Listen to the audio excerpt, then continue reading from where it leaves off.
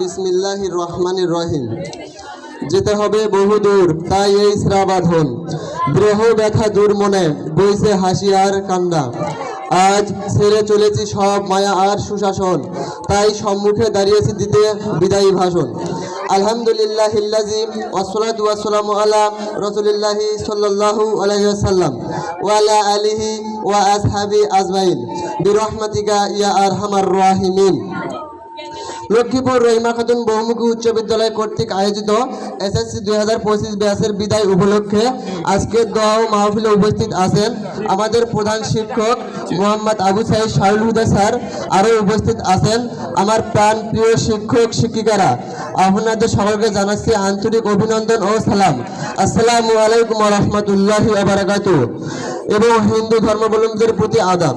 প্রথমে আমি মহান আল্লাহ তাআলার কাছে অসংখ্য শুকরিয়া আদায় করি যে মহান আল্লাহ রব্বুল আলামিন আমাদেরকে তাহার এক বিশেষ হুকুমে বিভিন্ন প্রকার অন্যায় অত্যাচার ও খারাপ কাজ থেকে বিরত রেখে আজকের মতো পবিত্র মজলিসের মধ্যে উপস্থিত হওয়ার সুযোগ করে দিয়েছেন।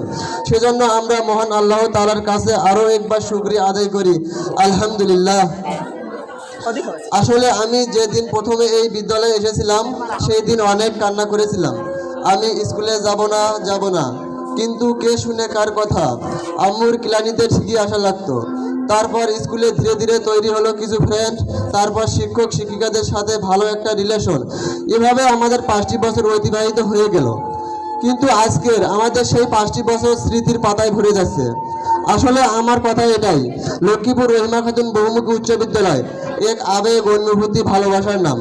একটা কথা তিক্ত লাগলেও এটা সত্যি যে একদিন আমাদের সকলকে এই বিদ্যালয় থেকে চলে যেতে হবে। তখন আমি বলবো না আমি লক্ষ্মীপুর রহিমা খাতুন বহুমুখী উচ্চ বিদ্যালয়ে পড়ি, তখন আমি বলবো আমি লক্ষ্মীপুর রহিমা খাতুন বহুমুখী উচ্চ বিদ্যালয়ে পড়তাম। তখন আমি বলবো না আমি প্রচণ্ড রোদে সবার সঙ্গে দাঁড়িয়ে অ্যাসেম্বলি করি, তখন আমি বলবো আমি প্রচণ্ড রোদে সবার সাথে দাঁড়িয়ে অ্যাসেম্বলি করতাম।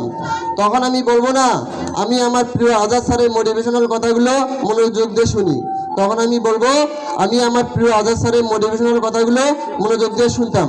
তাহলে এ সব কিছু আমাদের জন্য একদিন অতীত হয়ে দাঁড়াবে।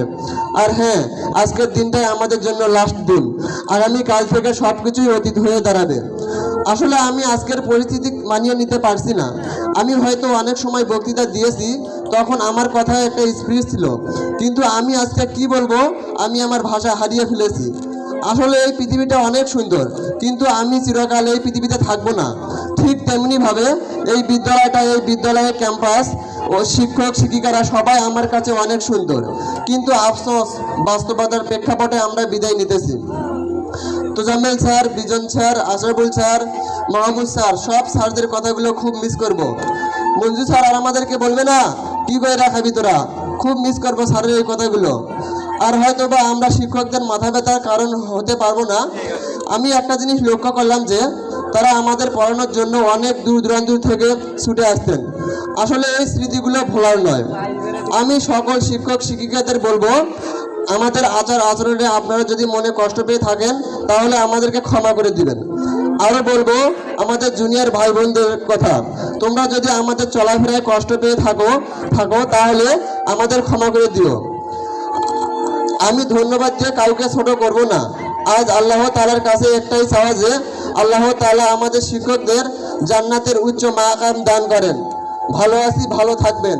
2025 ব্যাচকে মনে রাখবেন। চলে যাচ্ছি তো যাচ্ছি না, রেখে যাচ্ছি স্মৃতিগুলো।